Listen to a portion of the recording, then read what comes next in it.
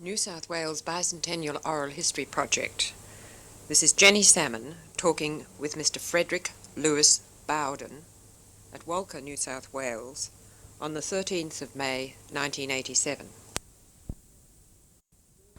Well, my full name is Frederick Bowden, L-E-W-I-S, and I was born at Yarrawitch Station in 1898. How far is Yarrawitch from Walcha? 35 mile. And how far from Port Macquarie? Well, 108 miles or something, roughly. Roughly 108 miles. Mm-hmm.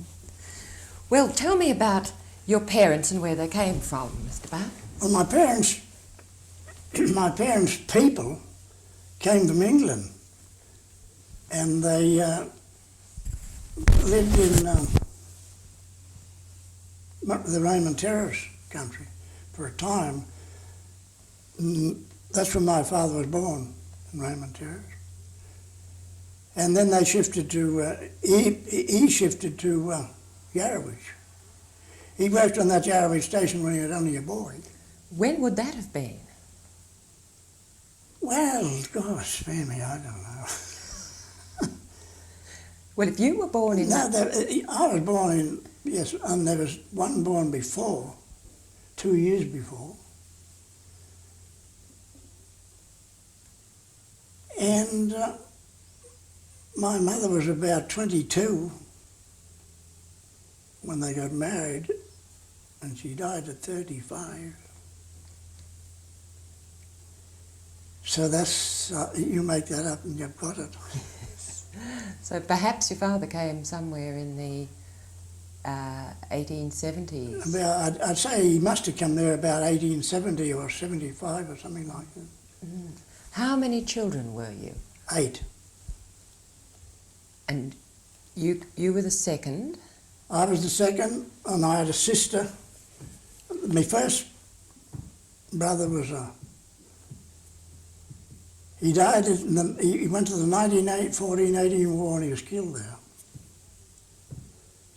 And then I had a sister, one sister. And then I had 3 brothers.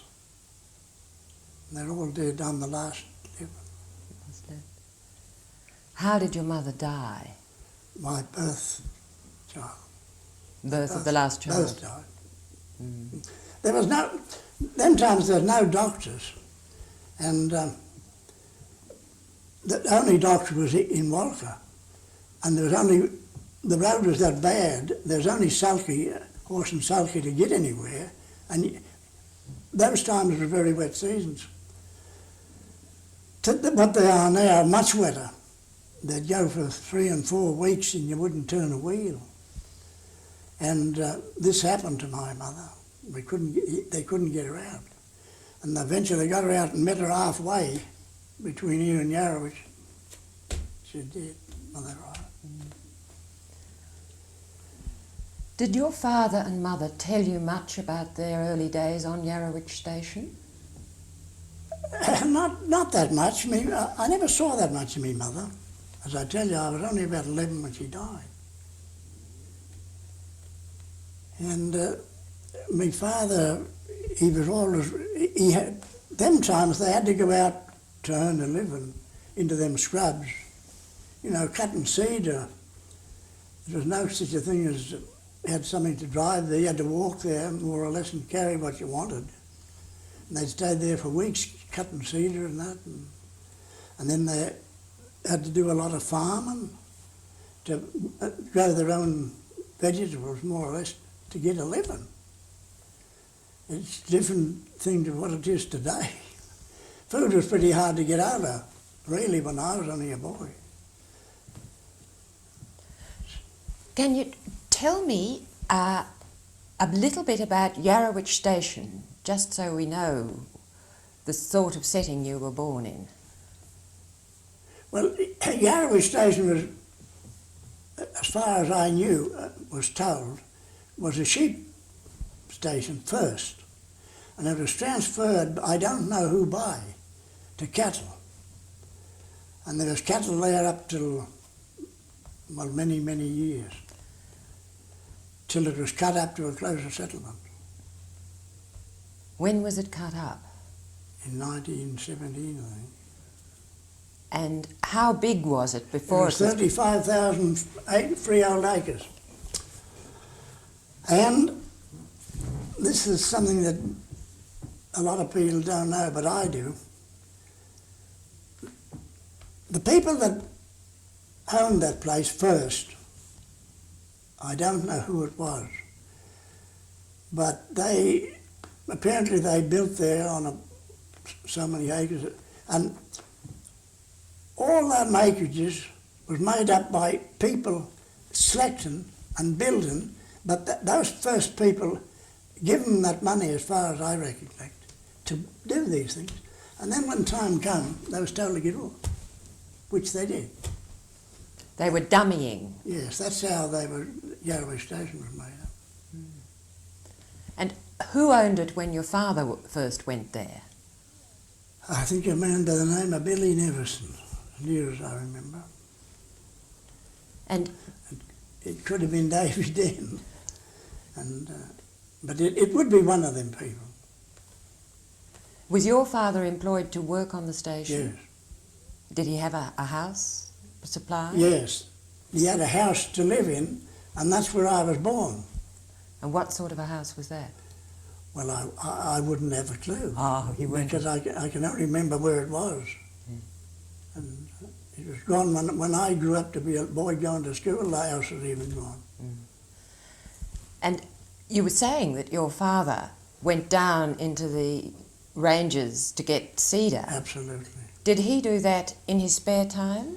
No, he done it. They used to go, apparently they used to go where they wanted to wherever they thought they could get a living, you know. And he'd go out there and spend weeks, months. He had a mate, of course, he couldn't do it on his own. And I remember this myself. And as a matter of fact, in the later years, I was with him. He used to take his bullock team in there to pull the timber logs and that into place where they cut them. And I used to go with him as only a boy and fetch the bullocks back home, loose, unyoke them there, and fetch them back home. Can you tell me something? Describe that timber getting. Was it mostly cedar? It was all cedar. We cut nothing else, only cedar. But they used to build the pit out in the scrubs where they fell them and cut them up. And then they'd take their bullock teams in there when they had it cut and draw it into Yarrawee.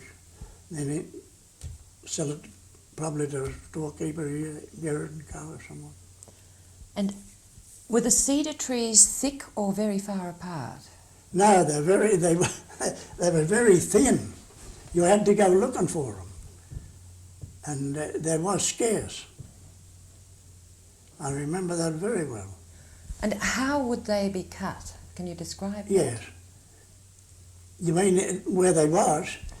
They'd build a pit in the ground that a man could walk about in, and then they'd build a log pit over the top of that hole, and they'd roll the logs up onto this pit, and one man would get up on top of the log, and the other man would be under using a pit saw. That's a great big long pit saw. And the man on the top, he walked backwards. And the underneath bloke went forward. And when they were felling the trees, how did they fell them? By axe, mostly. They may have used a cross-cut saw, but mostly by axe. Did they fell them close to the base of the tree, or did they have to go up the trunk? No, they fell them reasonably low, 3 to 5 feet and the likes of that.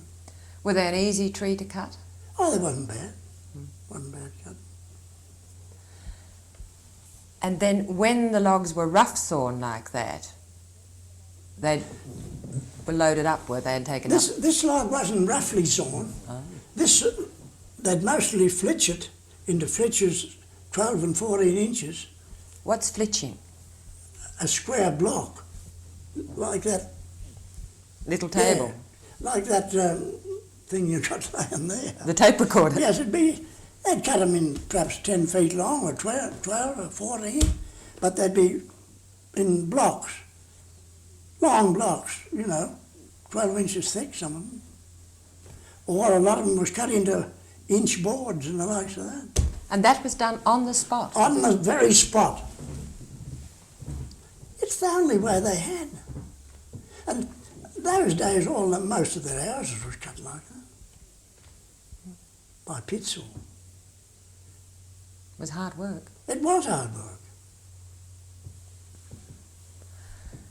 And were there many accidents down in the timber getting? Not that I remember, no. No.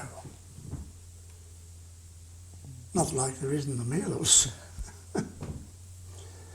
No, I can't remember an accident at all. But a lot of people had to do that, more or less to get it's the only way they had to get in a living. And doing a bit of clearing and farming on their place and all the likes of that. And them stations, they gave a lot of work out, one way and another. Bushwork, and always had so many men on the place, permanent men. But they gave a lot of bushwork out there in stations. What would the bushwork be then? It'd be ringbark and suckering or something like that. And they'd give a ration. I can remember, this was in the later years, I can remember the station they'd give about £1 a week and a ration. The ration wasn't that much. It consisted of flour and tea and sugar and a bit of salt meat and the likes of that. That was definitely the ration. Was your father employed by the station permanently when you were born? He would be when I was born, yes. He was the horse driver on the Chores station for a good many years, I believe. Then, after your mother died, or before your mother died, what was your family life like? It was all right. We didn't want for anything that I remember. I don't say we had everything, but the point is this, the people knew no better. Now that's the easiest way to say it. And as far as my life was concerned, it was quite all right. Were there many families down there when you were growing up? Yes, I think there was quite a few there. When I started to school, about 7, there were about 36 or 40 kiddies going to the school. When did you start school? I was about 7-year-old. And how far did you have to go? 6 miles. And I wasn't the only people who had to walk 6 miles. Some of them had to walk 7. So at that stage you were actually living on Yarrowitch Station, or had you no, moved by then? No, we'd shifted then. When I started school, we had shifted onto a little property of our own. Was that a selection? Yes. And how did your father manage to save up for that? Well, they had to go out. They had bullock teams and that, and they used to go to the sawmills about, drawing logs to the sawmills and so forth. And build a bit at a time. Do you know how much he had to pay for that? For the place, he wouldn't have to pay at all. He'd select it. Mm-hmm. And pay a rent? He'd pay the usually rent. Shire rates. But what they'd be then, I wouldn't know. And what was the house like on that? It wasn't a bad house at all, because he built it himself. He was a good builder. He could turn his hand to anything. And it was cut on the very spot by a saw pit, and the saws, I tell you. And it was really a good building. Was it built out of local sawn timber? Local timber cut, I suppose, not Might be 300 yards away from where the house was. How many rooms did it have? I think it was about, I was thinking about it, I know it was a 4-roomed house on a veranda. And was the kitchen separate? Hmm? Was the kitchen separate? Yes, it was separate. It was a 2-room place. And what did your mother cook on? Well, she cooked in a camp oven. There was no stoves. It was all camp oven in those times. And, well, this is something I don't know. When the next child was going to be born, there was no taking them to a home. They were born on the place, most of them. Some of the older ladies that had been there for years before had come Come and help. that's it. And your mother would be working right up till the moment she Yeah, that's had it. the child. And what were your chores when you were a boy? What? Well, anything about the place we had to do, milk the cows and cut the wood and carry the water. There were no tanks sometimes. Where'd you carry the water from? And we had to, remember it well, we had a spring, a well dug, not far away from the house. Did you have to help your father with the farming from an early age? Oh yes, we used to go out of a night even, clearing, you know, get the fires going and you could see where you were going, clearing the sticks and that. Was that a virgin block when your father bought it? Yes. Selected it? Yes, So it had to be cleared from scratch? yes, from scratch. What was the timber like? Oh, it wasn't much, a lot of rubbish there. A lot of bad timber really, not much good for anything. And so what was his method of clearing? Well, we picked up everything we could, and then of course he had a bullock team, and the big stuff he'd pull away into a heap and burn it. Would you ring bark it first and let it stand? Well, we rung back a lot of it, but a lot of it wasn't rung back when we cleared it. And how many bullocks would have been in those teams? Well, they started from 8 or 10, and they go up to 26. It just depends on what you was pulling. But 18 was a good team. And did you start to handle bullocks when you were very young? I did. I started when he learned me to drive bullocks when I was very young. When I used to go flunkying for it. What good flunkying? Yeah, off-siding. What did you have to do as an offsider? Oh, any chores you wanted done, or, you know. I remember one day I was only quite young, and I went with him to pull some of this cedar out I'm telling you he cut. And we loaded it up on a sledge. And we're going along, I thought, quite all right, and the next thing I see, I was round a bit of a saddle and I turned the sledge over. And we got it back on its feet again and tied everything up again. I thought to myself, well, that's the end of my driving. But when we got everything right, he said, here's the whip, have another go. Can you describe a sledge for me?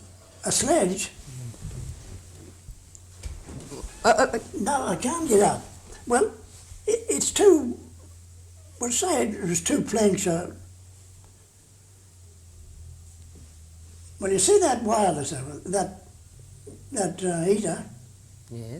Well, say that was a square bit of timber, 8 or 10 feet long, and the thickness of that, It's and about as wide as that. There'd be 2 of them. 6 inches by about 2 feet. Yes, there'd be 2 of them, and they'd be about that far apart. And there'd be 3 or 4 cross pieces put through them. So it'd be about 3 or 4 feet wide. Yeah, and they'd be pointed up at one end so you could pull them. And they wouldn't collect up in the rubbish, you know. That's what a sledge would be. Did they have iron runners on them? Yes. That's right. And that'd make it pull more easily, would it? Make it pull more easily and grow over the timber, rubbish, and last longer. How would they be pulled by bullocks or horses? Bullocks or horses, whichever you had. And how many would it take to pull a Well, if you had, sledge? the day I turned it over, I think we had 16 on it. You had to have them. To pull it, you'd never pull it otherwise unless you had the strength. So it'd take a pretty big load, a sledge. Oh yes, it'd take a big load. What I mean, you had to have something to carry a fair load. You couldn't be carting about in the scrubs miles with nothing on it. You had to make it pay. And you'd sledge that out of them scrubs to a place where you could get a wagon to load a lot of it on, you see. You'd stack it there in a heap, and you got it all out there, and then you'd fetch your wagon and pull it out of there. Was it much work yoking up a team? No, it was for some people that didn't know how. It was quite a simple job when you was taught how. Well, how did you do it?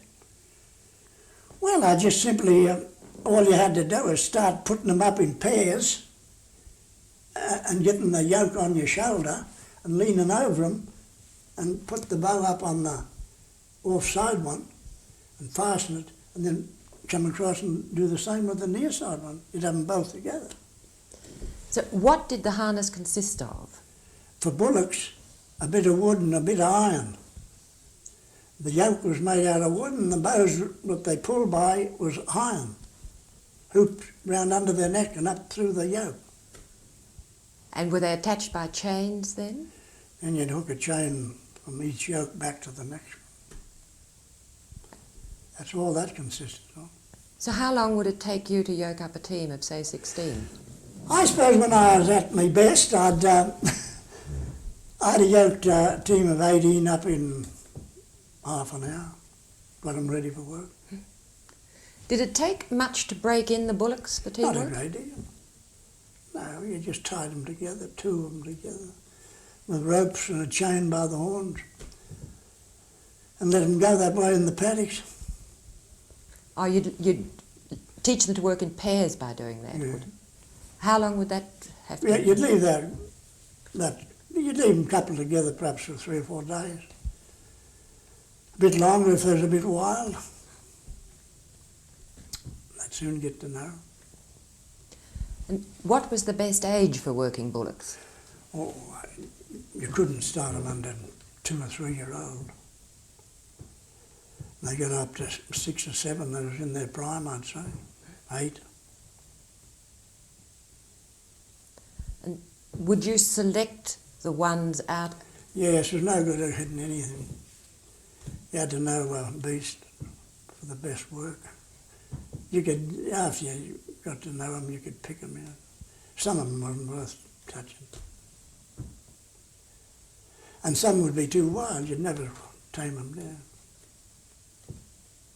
Did you get fond of bullocks? Yes, I did. I was really fond of them.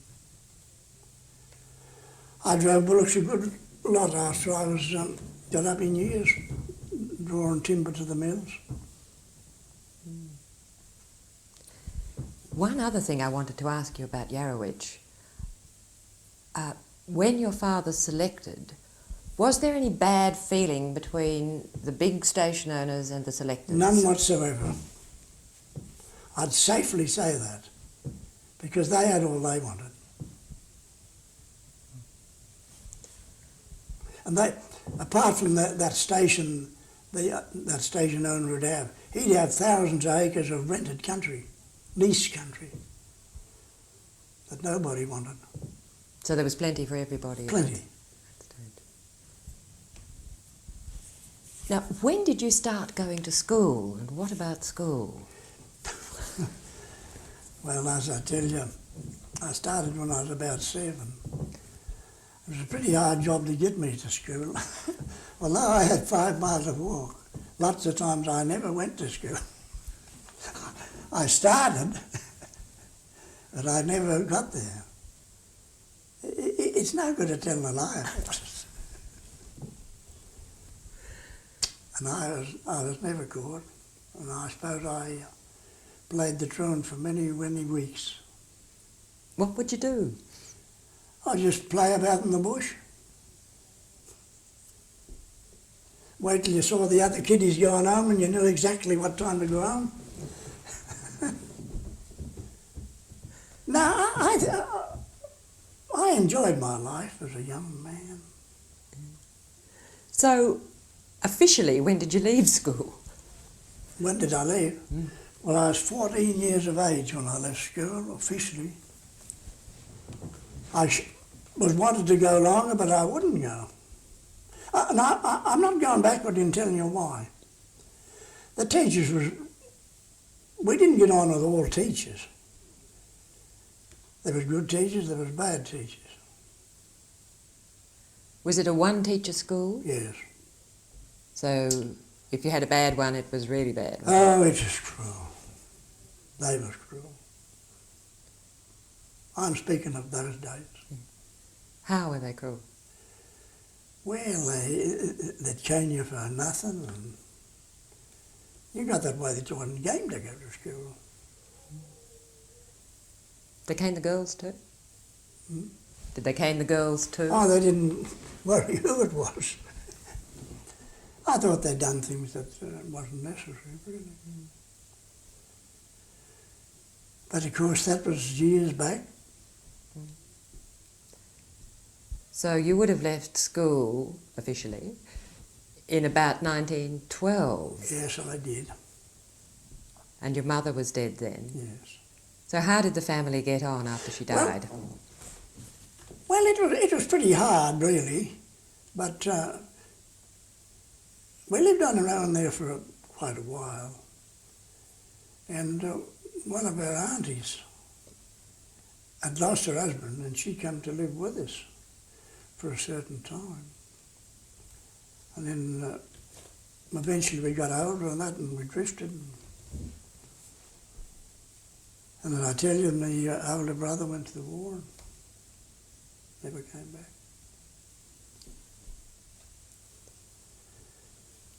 And from then on, we just drifted about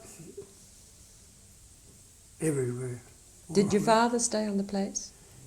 He stayed there, yes, he stayed there for many years, really. And he became crippled with rheumatics, and he had to leave. When would that have been? I don't know, I forget the date. But eventually he sold the place. And by then I had a place of my own. Well, tell me about all the things you did after you left school, what all the sorts of work you did and the work on the roads and what the roads were like. And I think the first job I took after I left school, I was only very young. I went ring barking out in very rough country. We got 18 shillings a week and a bit of best tucker they had, I suppose. It was all right, there was meat and plenty of... Oh, it was the only damper we'd cooked in the camp oven. But still, I think it done us good. It learned us to a certain extent how to manage, you know, and work. I'll admit it was tough, but it didn't hurt us. I don't think work hurt any man. Would there be a group of you? Oh, that'd be 5 or 6 probably. Camping together? Hmm? Did you camp together? We had tents. We used to have tents, like, about 2 in each tent. But I can assure you it was rough. It was a very rough country where this took place. And then I done many things. I used to go onto the farms with people and work, whatever was doing, and digging potatoes probably, or something like that, whatever they had to be done. I had to go at everything, really.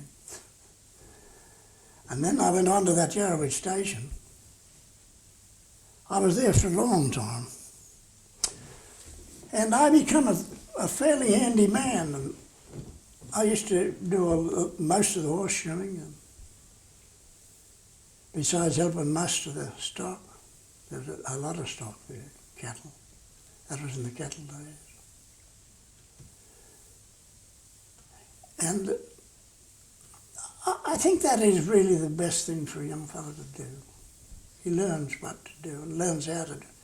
If he becomes that he can get a place of his own, he knows what to do.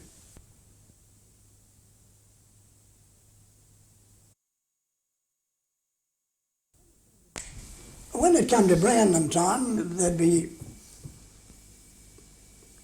the 4 or 5 or 6 years probably. Well, you all worked together and you knew your work, and I think it was quite interesting. And I think that's the only way that a lot of young people could learn to do things properly. Especially if you got a good boss, and we had good bosses. Had you worked with cattle all your life? Practically, yes. When I, in my late years after I got married, I went on to a place of my own, and that's all I done. I did a lot of road work before that, with the pick and shovel and one thing and another. Wasn't so easy, but the matter of fact, when that road started through to this road, present road we got today to Port, Macquarie, that started in 1927. I was the first man went in there with the engineer and built the tents. I worked there for a couple of years. Can you tell me what the road was like before they started working on it? Exactly. It was rough. It wasn't a road at all in places. And why it did happen to be that bad, there was no one on it to maintain it. I remember this very well. There was only one man on a big length of that road, one man and one horse. Well, now what could he do? If you were travelling that road and you come into a tree across, you had to cut it off yourself. That's the only way you'd get past. Which made the road worse than what it was, you know. No one to really maintain it a bit. Of course, it was a very bad road, there's no doubt about that. Did you ever travel all the way to Port Macquarie? When I was a boy, yes. I went there to Port Macquarie when I was quite a lad. I went there with another man, just for the trip. He took me for the trip. And we went by horseback. We rode, it took us 2 or 3 days, we took it in stages. This man had a place practically halfway. And I went down to his place, and I stayed there with him the night, and we went on to port. He just took me like for the trip. I thought it was fascinating. I did. And to go back in the later years and to see it again, how it advanced. It's something you can't believe, really. Tell me about it when you first saw it. When we first went there, well, it was just a couple of hotels and rough streets, and there wasn't a bit of sanitary nowhere. None. That's what it was like. When I went back again, I lived in Port 2 years since. I thought it was fascinating what was done in the time. You just couldn't believe yourself. In fact, I don't know what you might think, I think we've advanced too quick over our years. Was it used as an actual port when you first went down? Was there much shipping? No, not much. And I just don't remember much about that part of it, but I wasn't there long enough. We didn't even stay the night. We went a few miles further up the river and stayed with a man, a friend of his. I didn't get to see too much of it really, but I saw the old jail and all the likes of that.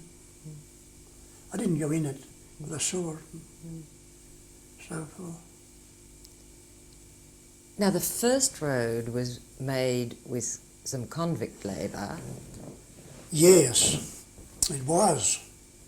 But when I started to travel that old road first, like with my father, they had done a bit to it in places, made it a bit better. But it must have been shocking when it was first done. But I remember in one or two places stonework that had been done there on the corners, I thought was really something good, that they'd done. They must have been really tradesmen, although they were classed as convicts. But that work would be there today if you could find it. But you wouldn't find a lot of it because I think the forestry and that is, on that particular road, I think the forestry's improved it out of sight, for their own benefit, and cut a lot of them bad places out, which should have been done in the first place. Was it a dangerous road for drays? Oh, it was dangerous.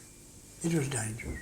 Did you have any bad times on it? No, we never had any bad times, but I remember one night it's a road where you couldn't knock, if you say you said to yourself, well, I'll camp here, you couldn't camp there because you had to do your stage. There was nowhere to get off the road to keep your stock or nowhere. And you had to do your stage perhaps 10 mile or anything like that in the day or you would be in trouble. That's the sort of a place it was. And there was just wild bush everywhere. And when you turned your stock loose at night, you prayed to God they'd stop where you put them.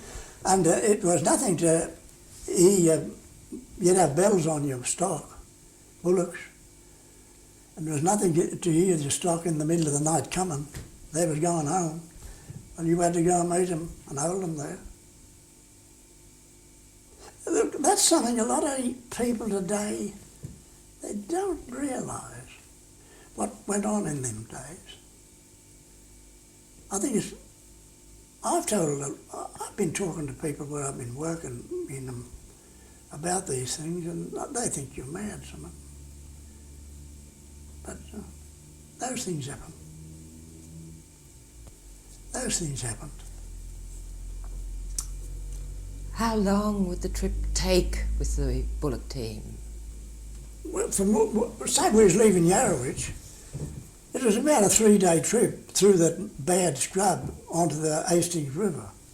You had to do it in 3 to 4 days to get a camp and to get water. There was no water anywhere. There wasn't a creek across the road nowhere.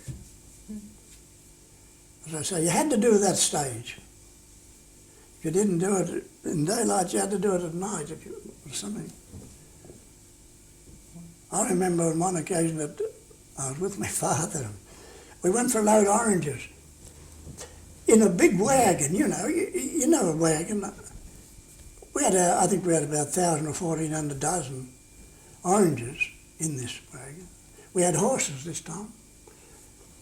And we had a bit of trouble and we came in the dark, and I remember this really well. I led the leader and he put a pair of reins on the 2 back shafters, as we call them, and sit up in the front of the wagon. And that's the way we done about 5 or 6 miles in the dark. And I remember going down one hill, we had to put a lock on the wheel. We wouldn't trust to the brakes. And I don't know, it went in a rut or something and jolted it, and there were oranges everywhere. Did you have to get out and pick them up? No, we never picked them up. No. Now, a wagon had 4 wheels? 4 wheels. That's right. A dray had 2. And what was the braking system? Oh, well, you had brakes on they was made out of iron, of course, on the wheels. But you couldn't trust it, the place was too steep. The brake would hold, but the wheel would skid if you brake too hard. The wheel would skid and away they go. Once the wheel starts to skid, he's not going to hold nothing. So when you say you put a lock on it, how did you do that? Well, you put a chain round the wheel and to some part of your vehicle, so the wheel can't turn. And then he's locked for good. So you'd really just be dragging it. That's it. You had to either do that or fall a tree and tie it behind. Would it have to be a big tree? It'd want to be a fair lump on some of those hills, because it'd be full of leaves and had to be fairly big to hold, to get enough grip. Did the wagons ever get away from you? No. Oh, I'll tell you a lie, I did once. I tipped it over, had a load of potatoes on it. I was only a boy. Well, I was a very young man, and I think it was the first trip I had on my own. Team of Bullocks, but I had about 30 or 40 bags of potatoes on. I tipped it on a steep cutting. But it was no fault of mine. It was just an accident. They turned the corner too fast and didn't stop when they was asked to. But that's the only accident ever I had. Were you on your own then? I was at the very time, but I had a mate coming behind. But he was a few mile away, and that's where he found me, loading me potatoes again. Well, how did you get the wagon upright again? Oh, it never turned right over. It went up on the side of the bank and laid there. And we was able to just roll it back again with a couple of bullocks. That's how we got it back. Very lucky it didn't turn right over. But those things happen. And were you taking the potatoes from Yarrowitch I down? told them Yarrowitch to down onto the Hastings River. That people couldn't grow them down there. And they used to buy them. They used to welcome a load of them. And we'd get oranges and fetch them back. We used to pay about a penny or tuppence a dozen for the oranges, and we'd sell them out to about a shilling or 14 cents or something. What did you charge when you were carting for other people? Where logs and the likes of that, oh, well, it was so much 100 feet. Just depending how much you had on.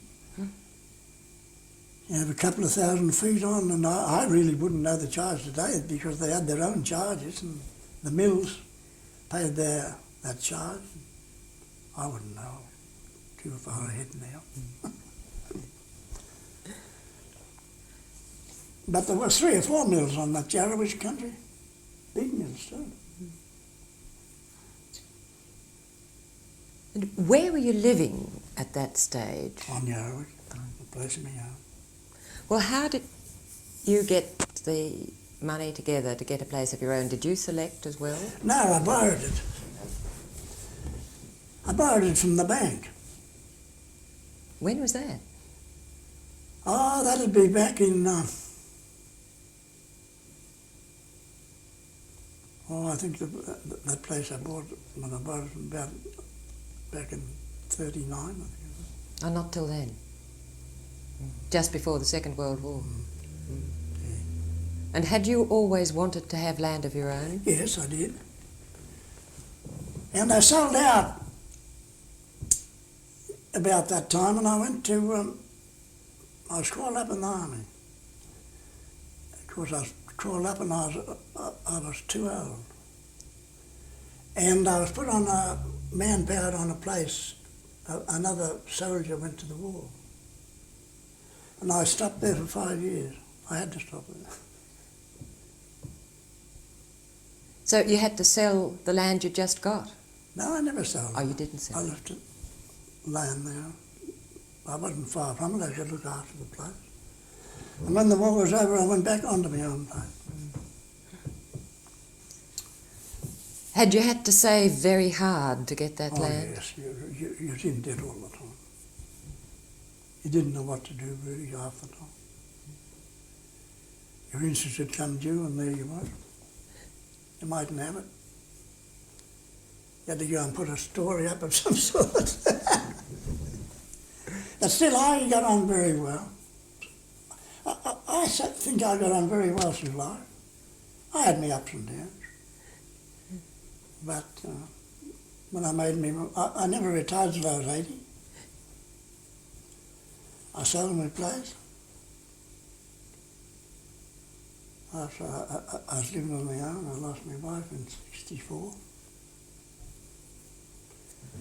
And I lived on my own for a good while.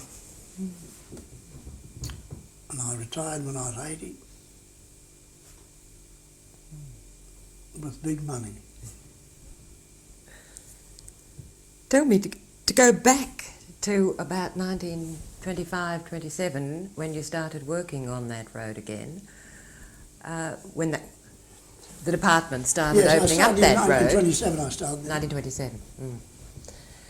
Tell me about that work and who was working on it. Well, there was something happened in Greater and Newcastle, all them places in them mines. And there was no work there for nobody. The mines were all closed down as far as I remember. And there was 400 miners sent onto that job. That's who put that road through, the miners, with the pick and shovel. You mightn't believe this, but there was one piece of machinery on that road. And that was a steam roller. I think in the last few months there was a big old steam navvy come there. But all that road was put through by pick and shovel. Horses, greys. Now, you can't believe this, but I'm telling you, this is gospel. That was done from Yarrowitch here to Hastings, down at the foot of the hill, they call it the Hastings River. There's two gangs. One started down on the Hastings, the other one down here in the scrub below Yarrowitch, and they met in the middle. How long did it take them? About 5 years. So what would you do in a day? How do you mean? Well, what would your day be when you were working on that? My day when I was working on that would be to perhaps build another place for a engineer or something, or put a tent up for someone, or go out along the line and do something for where the gang was camped. I never worked on a pick and shovel there. You had a horse and dray, did you? I had nothing. I just worked whatever I was told to do. I didn't go in, I wasn't really a hard working man there. I went there as a builder, to build and that's what I was all the time. Whatever I was told to go to do something. Like build a tent or build perhaps a dozen tents or something like that. Or build the toilets and that for the gangs. That's what I know. And what was the foundation of that road? How did they put the base of it in? What standard were they building it to at that stage? Well, it was to the real standard, but it had no top dressing. And how they done it was all surveyed, as you know, for the road. But it was very steep, a lot of that. You couldn't just go in there and dig the road.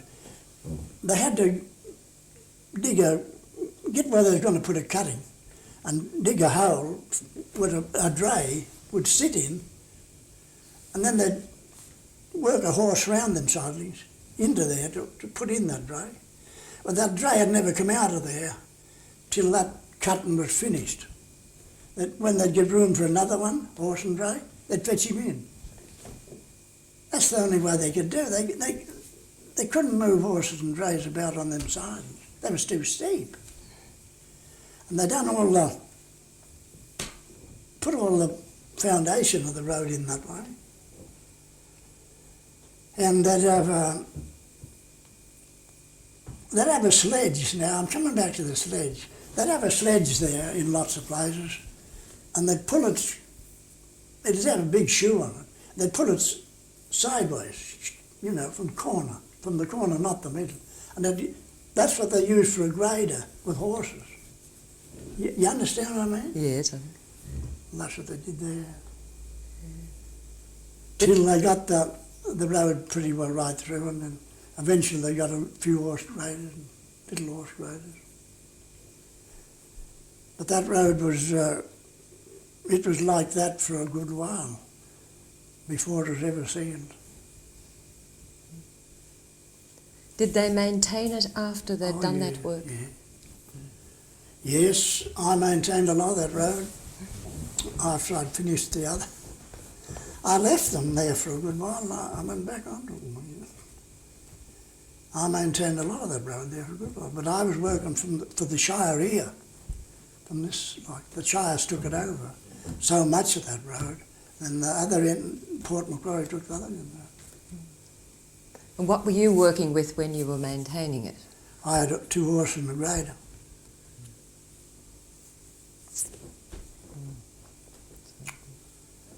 That's what I had. Was it very much used in those days?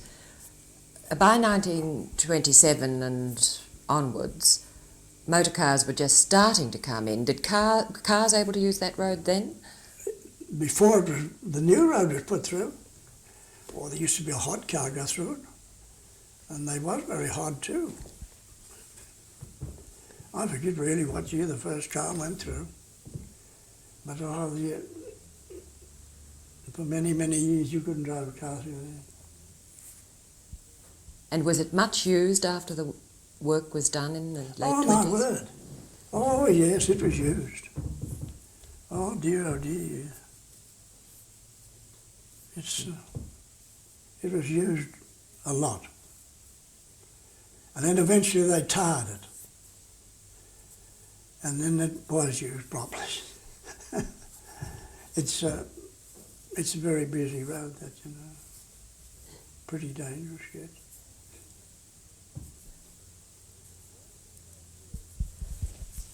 All through those years, was Walcha the main centre for shopping and doctors and lawyers and this sort of thing?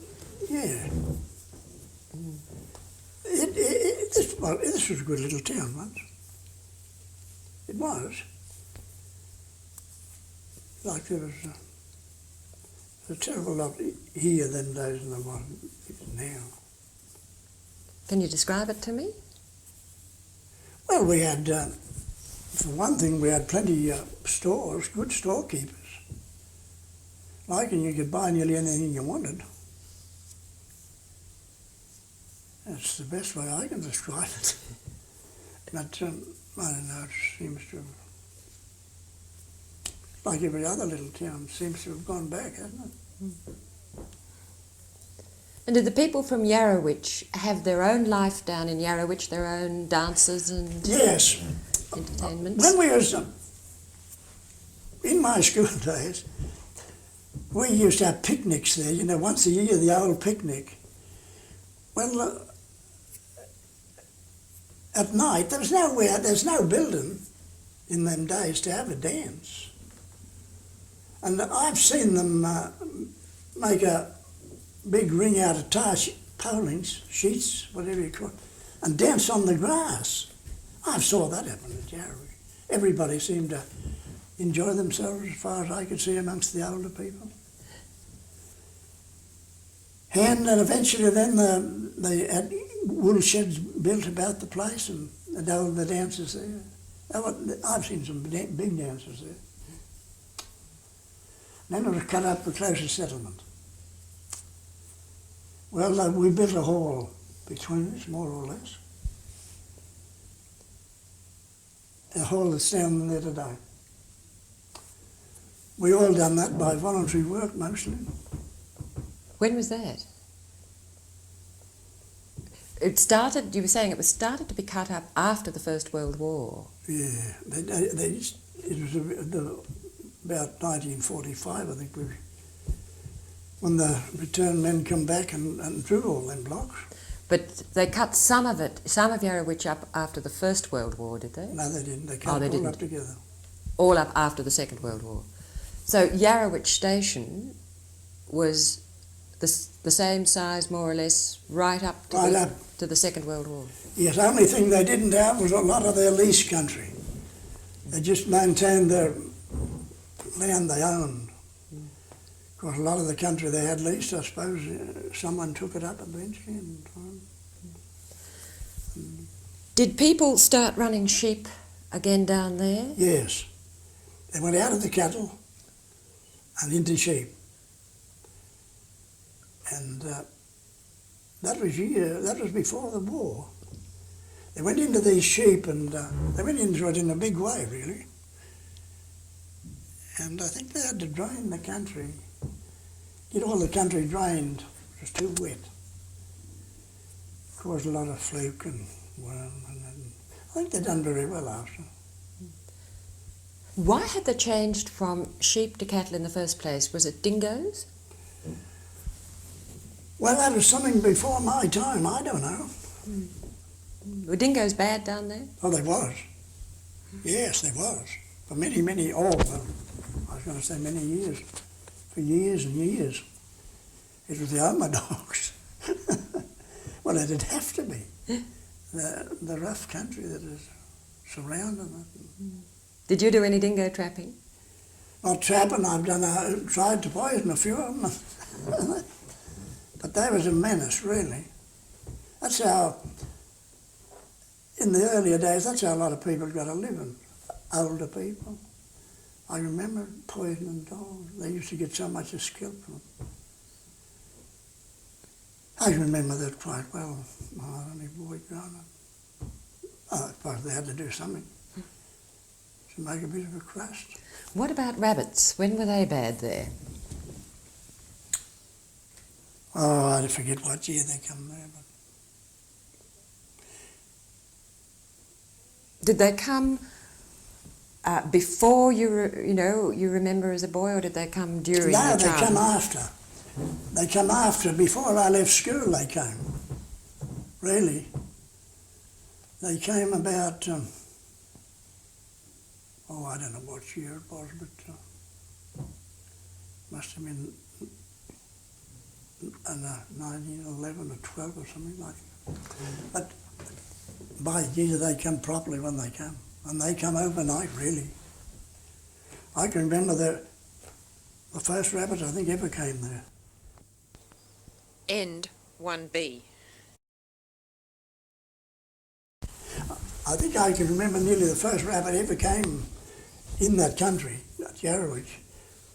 They come only in one block of land there. However they come there, I don't know.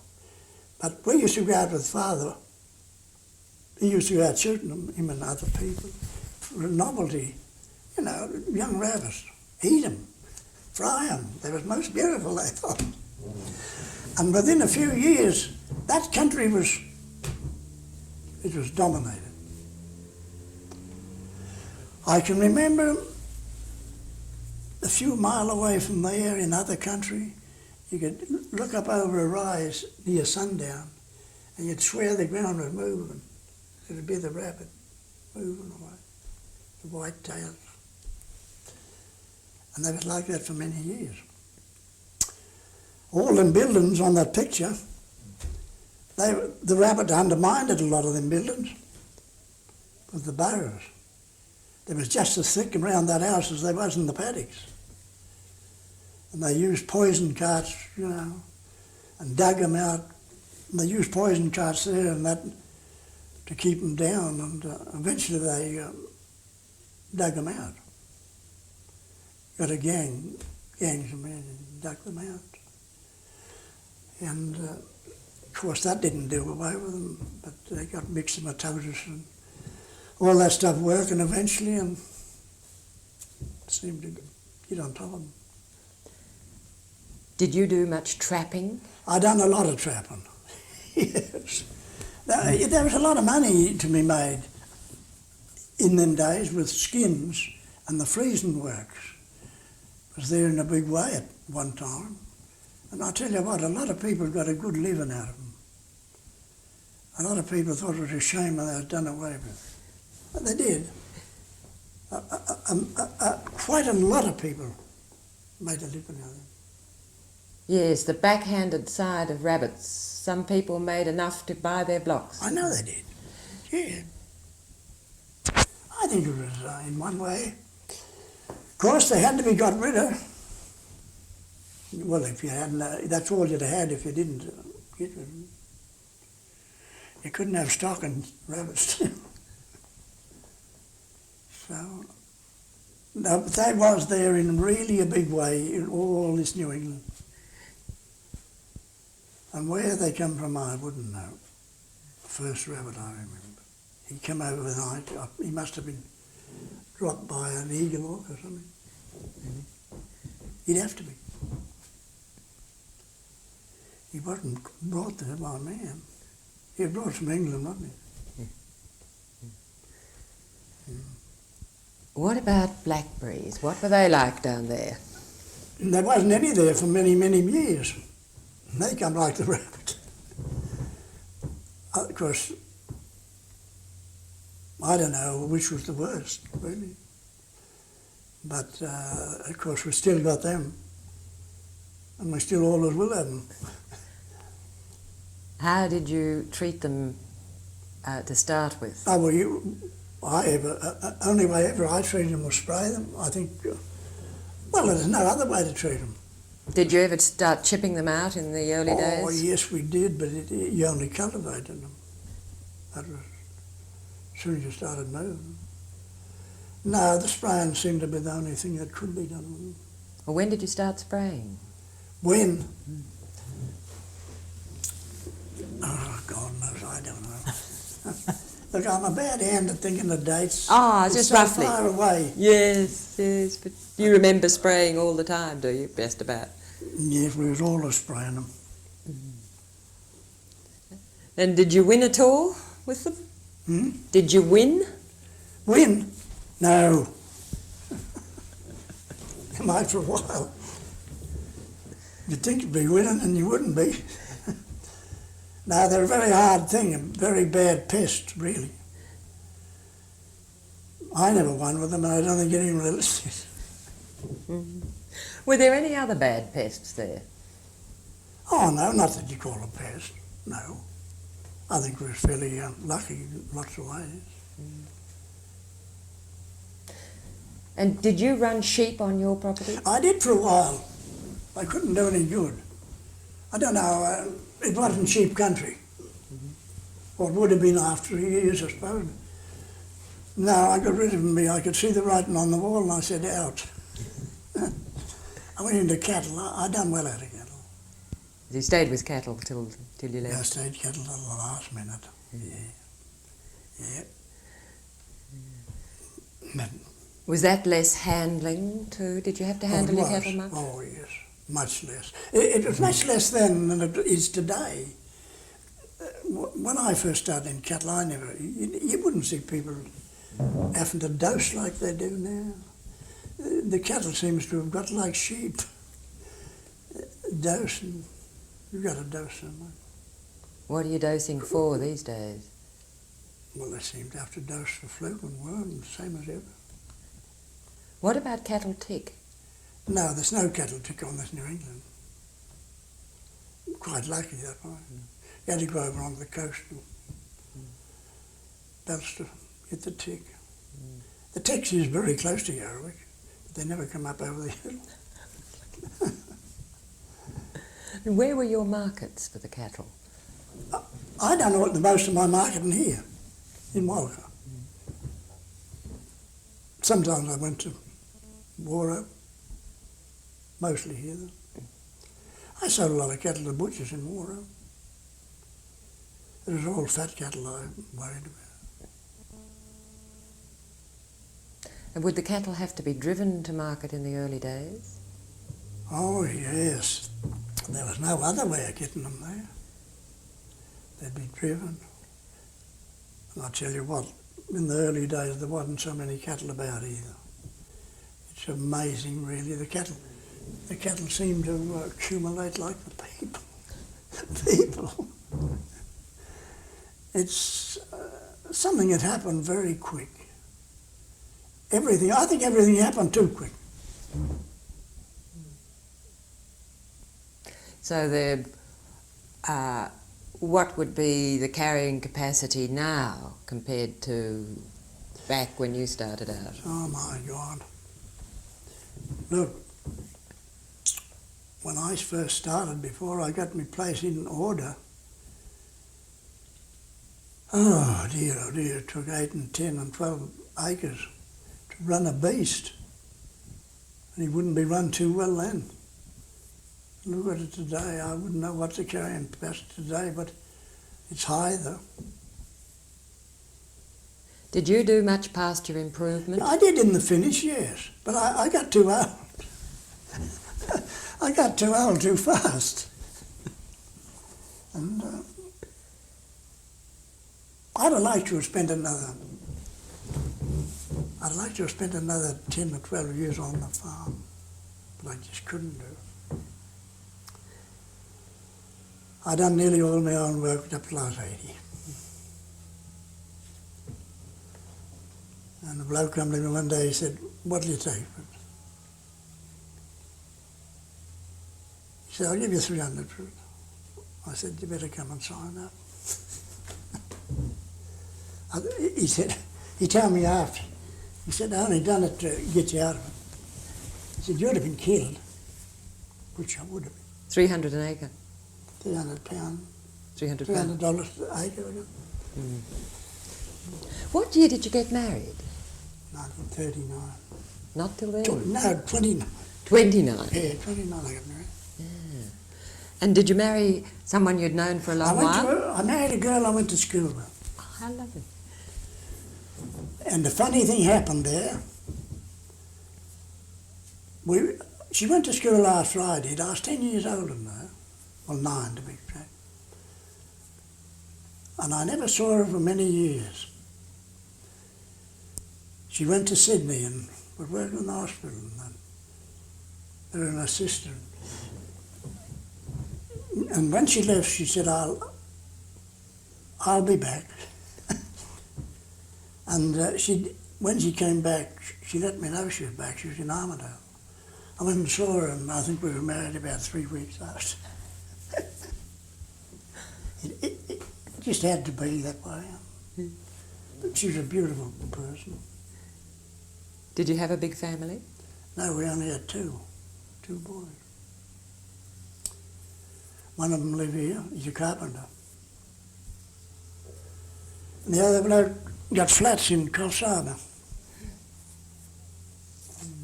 Neither of them wanted to go on the land? They wouldn't take me place. I offered it to them. They said no. They just wanted to go, I didn't blame them, man's building. It was a bit slack now, but he was a top-class builder. He liked it, and I didn't blame him for not going on the land. And I think they could see the writing on the wall. How big was the place you had? I had a bit of lease going. I only had 300 of my own, like. 300 acres. I had a bit of lease, but it was a good place. It was quite enough. For me, like one person. Did you get to travel around the place much? Did you ever get to Sydney? Did I ever get to Sydney? Oh, I was in Sydney several times. And about. I went to, I used to go to town with a lot. But this was my main home. Well, this was my main town. Here.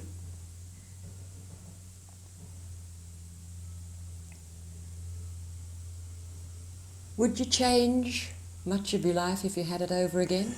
No. But there'd be no such luck as me having it over again and knowing what I know. Now, I'd have to go over that same thing again, wouldn't I? Yes. Yeah. But that's what I would do.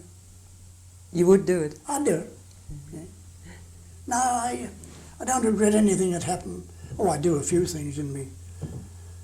I don't regret anything I've done, but I regret losing my family. That, but as for my life I led, well, I'd go over it again. I would. Wonderful. Well, thank you very much indeed, Mr. Bowden.